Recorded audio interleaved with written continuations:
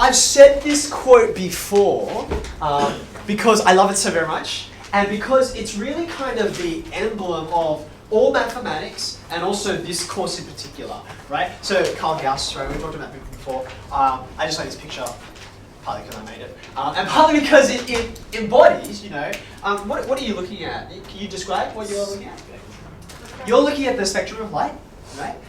This is a prism over here, and there's just normal, you know, sunlight or whatever coming through, and then out comes this. Now, just try and rewind back to the days before we knew that all the light you're looking at right now is made up of a spectrum, right? This is not known for centuries, right? In fact, Isaac Newton, he's very famous. This is kind of creepy. If you have never heard this story before and you're a bit squeamish, I apologize in advance, but it's true, so I'm just going to tell you anyway. Isaac Newton, he was trying to work out like the nature of light, right? And particularly the nature of color. And so he thought to himself, well, color is perceived through the eyes. So maybe color is something generated by our eyes, right? So he took a scalpel and he inserted it as far as he possibly could into his own eye. And he saw some weird things, unsurprisingly. He saw some red, from which he concluded, oh, well, yes, color is part of the optic, like it's generated by your brain and by your eyes, right? Thankfully, he didn't go much further than that, okay? And you can see we've come a long way since then, right? But this is an eminently simple thing, right? The youngest child knows what light is, can follow light, all that kind of thing. But there are so many depths to understanding it. So here comes the story. That was just the warm-up, right? This story, you can write the title. This story is called The Student, the Fish, and I believe that's pronounced Agassiz, but don't quote me on that, because I think it's an Italian name. I have no idea. It stands for, this story was recounted by this guy, Samuel H. Scudder. You can go find the text for this story, and I highly encourage you to actually read the story for yourself, because I'm just going to give you the super cut down Spark Notes version, okay? This story is about a student who's studying fish. And Agassiz, who I will show you now, Agassiz was Louis Agassiz, he was a scholar of marine life, okay? And you can kind of see, if you squint, like, what does it look like he's drawing? What can you see? What do you recognize? That's a starfish. What's that guy look like? Yeah, it's a jellyfish, right? What might that be? We have a name for these things.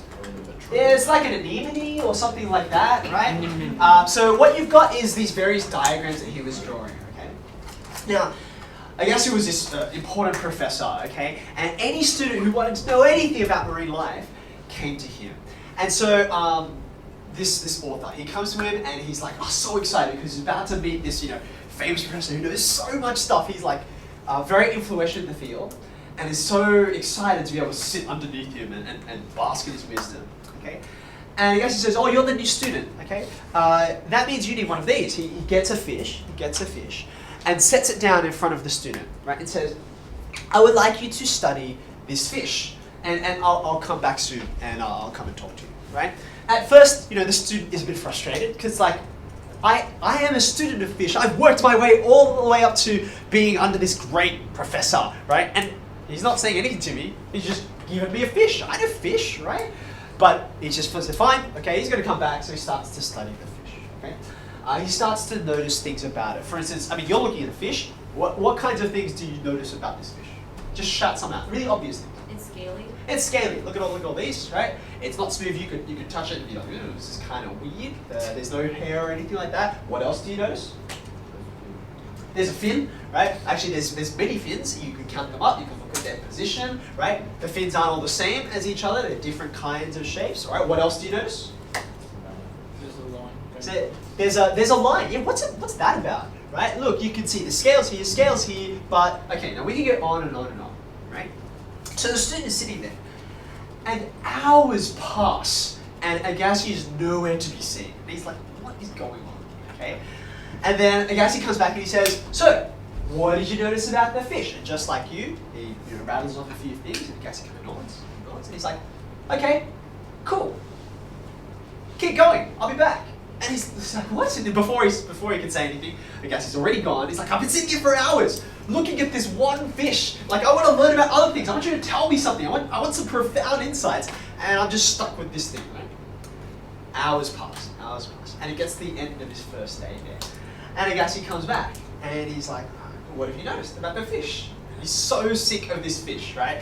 In the story it says, this fish became loathsome to me, right? But he's noticed a few more things. He's like, oh, okay, there's like, there's some teeth in here, and there's like holes in the nose. He says all these things.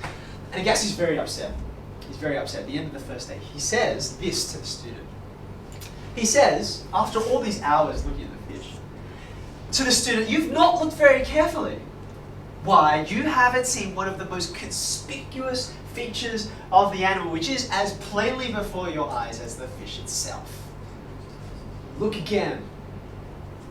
Look again. After however many hours of staring at that fish. Okay? Now, what happens as the story continues and ends, the student spends days and days and days with just one solitary fish. And sure enough, by looking and then looking again and thinking deeply about this very obvious object, sure enough, he gains more and more insights. And finally, Agassiz is happy. After like a week, he's like, okay, great. You're ready to move on to the next fish, and so on. The whole point, though, is that with a very simple object, right, we can train ourselves to look, see a few things, and then just be content and move on, okay? If we're content to do that, in any field, but especially in mathematics, okay, our understanding of things will never develop. Okay, now I've said before, the way you learn mathematics kind of forces you to do this a little bit. You're like rushing through topics and all that, right? We are not doing that here. We have the luxury of time, and you can think about something which you think you know, like a simple fish, and you can push on it.